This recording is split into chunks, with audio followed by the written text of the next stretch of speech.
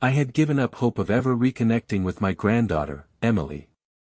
It had been 4 years since we last spoke, and I had no idea how to bridge the gap between us.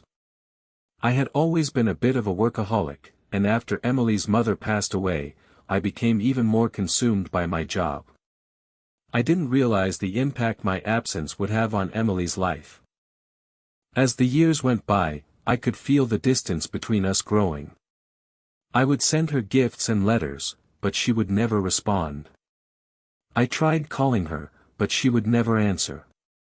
I was starting to lose hope. But everything changed when Emily showed up at my doorstep, her eyes blazing with anger and hurt. I knew I had to face the consequences of my actions. "Grandpa, why did you leave us with nothing?" she demanded, her voice trembling with rage.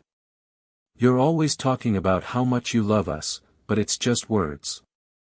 You never put your money where your mouth is." I felt a pang of guilt as I looked at her. I knew I had been wrong to prioritize my job over my family, but I had never realized just how much it had affected Emily. "I'm sorry, Emily," I said, trying to apologize. "I was wrong to neglect you and your mother. I know I can never make it up to you, but I want to try." But Emily just laughed, a bitter sound. "You want to try?" she repeated. "You've had years to try, Grandpa. Years to make things right. But you never did." I felt a lump form in my throat as I looked at her. I knew I had hurt her deeply, and I didn't know how to fix it. But then she saw it. The $900,000 in my hidden bank account. Her eyes widened in a mix of amazement and outrage. "What is this?" she demanded, her voice shaking with rage. "You've been hiding this from us all along. You've been lying to us." I felt a wave of shame wash over me. I knew I had been wrong to hide the money, but I had never realized just how much it would hurt Emily. "I'm sorry, Emily," I said again, trying to apologize. "I was wrong to hide the money. I know it's not an excuse, but I was trying to protect you and your mother." But Emily just shook her head. "You're not who I thought you were, Grandpa," she said, her voice cold. $900,000 can't buy back the years you missed, but it's a start." I felt a glimmer of hope as I looked at her. Maybe, just maybe, we could start to heal. Maybe we could start to rebuild our relationship. But as I looked into her eyes, I knew it wouldn't be easy. I knew I had a long way to go to regain her trust. And I knew I had to be willing to face the consequences of my actions if I wanted to make things right. As I looked into Emily's eyes, I could see the pain and betrayal there. I knew I had to tread carefully, or I would risk losing her forever. I took a deep breath and began to explain, hoping that she would listen. "Emily, I know I was wrong to hide the money," I said, my voice shaking with emotion. "But I was trying to protect you and your mother. I didn't want you to have to worry about anything, so I took care of everything myself. I know it was a mistake, but I was trying to do what I thought was best." Emily raised an eyebrow, her expression skeptical. "Protect us," she repeated. "You call leaving us with nothing and then hiding a fortune protecting us? You're not even making sense, Grandpa." I felt a surge of defensiveness, but I knew I had to keep calm. I couldn't afford to lose my temper, not now. "I know it doesn't make sense, Emily," I said, my voice even. "But I was trying to do what I thought was best. I didn't realize how much my absence would hurt you, and I didn't realize how much the money would mean to you." Emily snorted. "You didn't realize," she repeated. "That's the problem, Grandpa. You never realized anything. You just kept on doing what you wanted, without ever thinking about how it would affect us." I felt a pang of guilt, knowing that she was right. I had been so caught up in my own world that I had neglected the people who mattered most. "I'm sorry, Emily," I said again, my voice barely above a whisper. I was wrong, and I know it. But please, just listen to me. I want to make things right. Emily looked at me for a long moment, her expression unreadable. Then, to my surprise, she nodded. Okay, Grandpa, she said, her voice a little softer. I'll listen. But you have to promise me one thing. Anything, I said, eager to make amends. You have to promise me that you'll tell me the truth, Emily said, her eyes locked on mine. No more lies, no more secrets. You have to be honest with me, Grandpa. I felt a surge of relief, knowing that I could finally be honest with her. I promise, Emily, I said, my voice firm. I'll tell you the truth, no matter what. I'll be honest with you from now on. Emily nodded, a small smile playing on her lips. Okay, Grandpa, she said. I'll listen. But if you lie to me, even once, I'm gone. Forever. I felt a shiver run down my spine as I realized the gravity of the situation. I had one chance to make things right, and if I blew it, I would lose Emily forever. I took a deep breath and began to explain, hoping that I could convince her to give me another chance. As I spoke, I could see the tension in Emily's body begin to ease.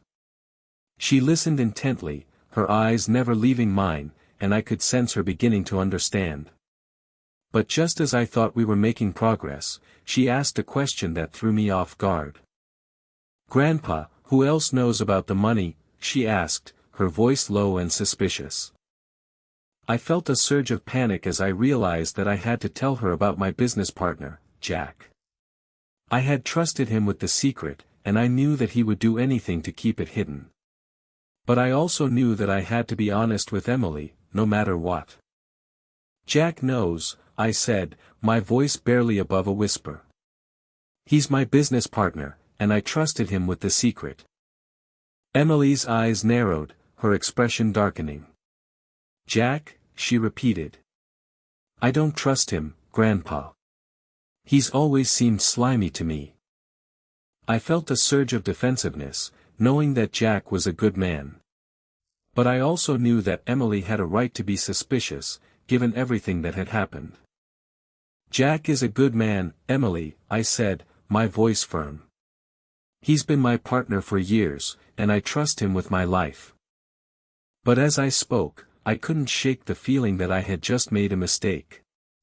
Emily's eyes seemed to bore into my soul, and I knew that she was searching for something. But what, I had no idea. As the silence between us grew, I felt the tension build. I knew that I had to do something, but I didn't know what. And then, just as I thought things couldn't get any worse, Emily dropped a bombshell. Grandpa, I think Jack is hiding something from you, she said, her voice low and serious. I think he's been playing you all along. I felt a surge of shock and denial, but as I looked into Emily's eyes, I saw something there that made my blood run cold. She wasn't just speculating, she knew something. And I had a feeling that my whole world was about to come crashing down. I felt like I had been punched in the gut. What are you talking about, Emily? I asked, my voice shaking with a mix of fear and anger. What do you mean Jack is hiding something from me? Emily's expression was serious, her eyes locked on mine. I've been doing some digging, Grandpa, she said. I've been asking questions, trying to figure out why you would hide that kind of money from us. And I think I've found something. I felt a surge of panic, knowing that Emily was onto something. But I also knew that I had to keep her from finding out the truth, at least for now. Emily, stop, I said, my voice firm. You don't know what you're getting yourself into. Just leave it alone, okay? But Emily just shook her head. No, Grandpa, she said. I won't leave it alone. I have a right to know what's going on. And I think I'm getting close to the truth. I felt a cold sweat break out on my forehead as I realized that Emily was determined to uncover the secrets that I had kept hidden for so long. And I knew that if she found out the truth, it would ruin everything. "Emily, please," I said, my voice desperate. "Just listen to me. I'll tell you everything, I promise. Just don't go digging any deeper, okay?" But Emily just smiled, a sly smile that made my blood run cold. "I'm already in too deep, Grandpa," she said. "I've seen some things, heard some things. And I know that Jack is hiding something big from you." I felt like I was trapped, with no way out. I knew that I had to do something, but I didn't know what. And then, just as I thought things couldn't get any worse, the doorbell rang. I felt a surge of relief, knowing that it was probably just a neighbor or a delivery person. But as I got up to answer the door, I saw Emily's expression change. She looked nervous, scared even. "Grandpa, don't answer it," she said, her voice low and urgent. "Let me get it." But I was already at the door, my hand on the handle. And as I opened it, I saw a figure standing on the porch, a figure that made my heart sink. It was Jack, my business partner. And he looked angry. "What's going on, Jack?" I asked, trying to sound calm. But Jack just pushed past me, his eyes locked on Emily. "We need to talk," he said, his voice low and menacing. And as I watched, Emily stood up, her eyes flashing with defiance. "I'm not afraid of you, Jack," she said, her voice firm. And with that, the tension in the room became almost unbearable. I knew that something was about to happen, something big. And I had a feeling that it wouldn't be good. As the three of us stood there, locked in a silent standoff, I couldn't help but wonder what would happen next.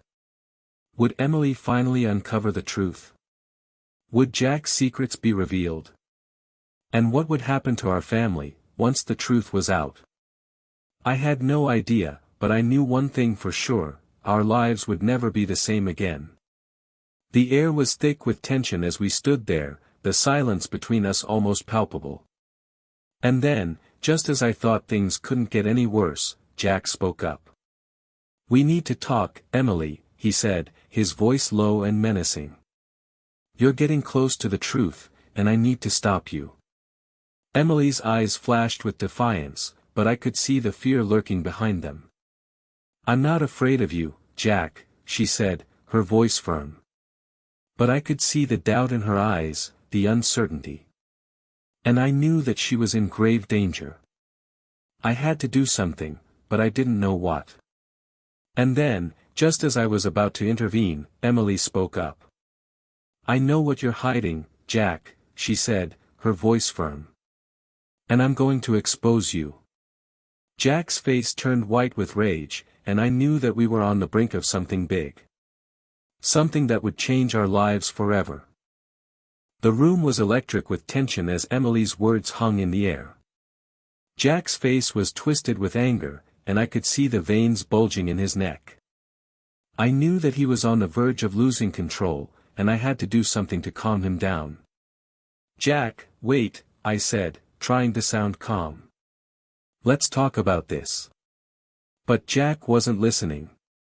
He was too far gone, his anger and fear consuming him. "You don't know what you're talking about, Emily," he spat, his voice venomous. "You don't know what's at stake here." Emily stood her ground, her eyes flashing with defiance. "I know more than you think I do, Jack," she said. "And I'm not afraid of you." Jack took a step closer to her, his fists clenched. "You should be," he growled. "You have no idea what I'm capable of." I knew that I had to intervene, or things were going to get out of hand. I stepped forward, trying to put myself between Jack and Emily. "Jack, stop," I said, my voice firm. "This isn't going to solve anything." But Jack was beyond reason. He was driven by his own fears and desires, and he wasn't going to let anyone get in his way. "You're just trying to protect her, aren't you?" he sneered, his eyes glinting with malice. "You're just trying to keep her from finding out the truth." I felt a surge of anger, but I knew that I had to keep calm. What truth, Jack? I asked, my voice even. What are you talking about? Jack laughed, a cold, mirthless sound. You really don't know, do you? He said. You really don't have any idea what's going on. I felt a shiver run down my spine as I realized that Jack was hiding something big. Something that could destroy us all. Tell me, I said, my voice barely above a whisper. What is it? Jack's eyes glinted with triumph, and I knew that he was enjoying this. He was enjoying the power and control that he had over us. You'll find out soon enough, he said. But for now, let's just say that Emily here is getting close to the truth. And I need to stop her. I felt a surge of fear as I realized that Jack was willing to do whatever it took to keep his secrets safe. And I knew that I had to do something to protect Emily. But what, I had no idea. As the tension between us continued to build, I knew that we were on the brink of something big. Something that would change our lives forever. And I had a feeling that it wasn't going to be good. The air was thick with tension as we stood there, locked in a silent standoff. And then, just as I thought things couldn't get any worse, Emily spoke up. I'm not afraid of you, Jack, she said, her voice firm. I'm going to find out the truth, no matter what it takes. Jack's face twisted with rage, and I knew that he was on the verge of losing control. I had to do something, but I didn't know what. And then, just as I was about to intervene, the phone rang. It was a shrill, piercing sound that cut through the tension like a knife. I hesitated for a moment, wondering if I should answer it. But something about the sound sent a shiver down my spine. Something that told me that I had to answer it. I picked up the phone, my heart pounding in my chest. Hello? I said, my voice barely above a whisper. There was a pause on the other end of the line, and then a voice spoke up. You're running out of time, it said. You have to get out, now. I felt a surge of fear as I realized that the voice was serious. Whoever was on the other end of the line knew something, and they were trying to warn me. But what did they mean? What did they want me to do? I looked up to see Jack and Emily watching me, their faces tense with fear. And I knew that I had to make a decision. I felt a surge of adrenaline as I listened to the voice on the other end of the line. Who was this person, and what did they want me to do? I looked up at Jack and Emily, and saw that they were both staring at me, their faces tense with fear. What's going on? Jack demanded, his voice low and menacing. Who is it? I hesitated for a moment, unsure of what to say. But then I remembered the voice on the phone, and its urgent warning. It's someone who says we're running out of time, I said, my voice barely above a whisper. They say we have to get out, now. Jack's face twisted with anger, and he took a step closer to me. What are you talking about? He spat. What's going on? I felt a surge of fear as I realized that Jack was getting more and more agitated. I knew that I had to calm him down, before things got out of hand. I don't know, I said, my voice even. But I think we should listen to them. I think we should get out of here, now. Emily nodded, her eyes wide with fear. Yes, let's go, she said. Let's get out of here, before it's too late. But Jack was not convinced. He was still standing there, his face twisted with anger, his fists clenched. I'm not going anywhere, he spat. I'm not going to let some mysterious voice on the phone dictate what I do. I felt a surge of fear as I realized that Jack was not going to budge. He was going to stay right here, no matter what. And I knew that I had to do something, before it was too late. Jack, please, I said, my voice urgent. We have to get out of here. We have to listen to them. But Jack just laughed, a cold, mirthless sound. You're just trying to protect Emily, he said. You're just trying to keep her from finding out the truth. I felt a surge of anger, but I knew that I had to keep calm. I knew that I had to reason with Jack, before it was too late. That's not true, Jack, I said, my voice even. I'm just trying to keep us all safe. I'm just trying to protect us from whatever is going on. Jack's face twisted with anger, and he took a step closer to me. You're just trying to protect Emily, he repeated. You're just trying to keep her from finding out the truth. And then, just as I thought things couldn't get any worse, the lights flickered and went out. We were plunged into darkness, and I felt a surge of fear. What was going on? What was happening? I stumbled forward, trying to find my way in the darkness. But as I moved, I realized that I was not alone.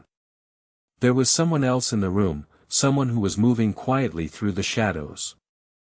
I felt a surge of fear, and I tried to call out. But my voice was frozen in my throat. I was paralyzed with fear, unable to move or speak. And then, just as I thought things couldn't get any worse, I heard a voice. It was a low, menacing voice, and it seemed to come from all around me. You should have listened, it said. You should have gotten out when you had the chance. I felt a surge of fear, and I tried to respond. But my voice was still frozen in my throat. I was trapped, unable to move or speak. And I knew that I was at the mercy of whoever was in the room with me. The voice seemed to be coming from all around me, echoing off the walls and ceiling. I felt like I was surrounded, trapped in a situation that I couldn't control. I tried to move, to take a step back or to the side, but my legs felt like lead and wouldn't budge. I was frozen in fear, unable to do anything but listen to the voice. You should have listened, it said again, the words dripping with malice. You should have gotten out when you had the chance. I tried to speak, to ask who was there and what they wanted, but my voice was still frozen in my throat. I could only stand there, listening to the voice and feeling the fear build up inside me. The voice seemed to be enjoying my fear, playing on it and making it worse. It was like a cat toying with a mouse, enjoying the game and the power it had over its victim. I felt like I was that mouse, trapped and helpless. The voice started to laugh, a cold and mirthless sound that sent shivers down my spine. You're so predictable, it said. You're so easy to manipulate. I felt a surge of anger, but it was quickly replaced by fear. I was trapped, and I didn't know how to get out. The voice seemed to be everywhere, surrounding me and closing in on me. I felt like I was suffocating, unable to breathe or move. The voice started to get louder, more intense. It was like a scream in my ear, a constant and piercing sound that I couldn't escape. I felt like I was going to go crazy, trapped in this situation with no way out. And then, just as suddenly as it had started, everything went quiet. The voice stopped, the laughter ceased, and the darkness was absolute. I was left standing there, frozen in fear and uncertainty. I didn't know what was going to happen next, or what the voice wanted from me. All I knew was that I was trapped, and I didn't know how to escape. As I stood there, trying to catch my breath and calm my racing heart, I heard a faint noise. It was a soft creaking sound, like the floorboards shifting under someone's feet. I turned my head, trying to locate the source of the sound, but it was impossible. The darkness was absolute, and I couldn't see anything. The creaking sound got louder, and I felt a presence moving closer to me. I tried to step back, but my legs were still frozen in fear. I was trapped, unable to move or escape. The presence moved closer, until I could feel its breath on my skin. I tried to scream, but my voice was still frozen in my throat.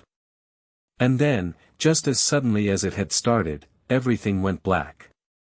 I was unconscious, unable to move or feel anything. The last thing I remembered was the presence, looming over me like a specter. And then, nothing. As I slowly regained consciousness, I found myself in a dimly lit room. I was lying on a bed, and there was a figure sitting in a chair next to me. It was Emily, and she was holding my hand. "Grandpa, I'm so sorry," she said, her voice trembling with tears. "I was so scared when you passed out. I thought I was going to lose you." I tried to speak, but my voice was hoarse from disuse. I coughed, trying to clear my throat. "What happened?" I asked, my voice barely above a whisper. Emily squeezed my hand. "The police came," she said. "They arrested Jack and the others. They were involved in some kind of conspiracy, and they were using you to get to me." I felt a surge of anger and betrayal. I had trusted Jack, and he had used me to hurt Emily. "Where is he now?" I asked, my voice cold with fury. Emily smiled, a small smile of satisfaction. "He's in jail," she said. "He's going to pay for what he did." I felt a sense of satisfaction, knowing that justice had been served. But as I looked at Emily, I saw that she was still hurting. She had been through so much, and I knew that I had to make it right. "Emily, I'm so sorry," I said, my voice filled with emotion. "I'm sorry that I didn't protect you better. I'm sorry that I didn't see what was going on." Emily's eyes filled with tears, and she leaned forward to hug me. "It's not your fault, Grandpa," she said. "You did the best you could. And in the end, you helped me. You helped me bring Jack down." I hugged her back, feeling a sense of pride and love. I had done something right, finally. I had helped Emily, and I had brought Jack to justice. As we hugged, I felt a sense of closure. I had been through so much, but in the end, I had come out on top. I had protected Emily, and I had brought Jack to justice. I was proud of myself, and I knew that I had done the right thing. As we pulled back, Emily smiled at me. "I love you, Grandpa," she said. "I love you too, Emily," I replied, my voice filled with emotion. We hugged again, and I knew that everything was going to be okay. We had been through a lot, but in the end, we had come out stronger. We had come out together. And as we hugged, I knew that I had finally found my redemption. I had finally made things right. I was at peace, and I knew that I would always be there for Emily. I would always protect her, and I would always love her. And as we stood there, hugging each other tightly, I knew that I had finally found my happy ending.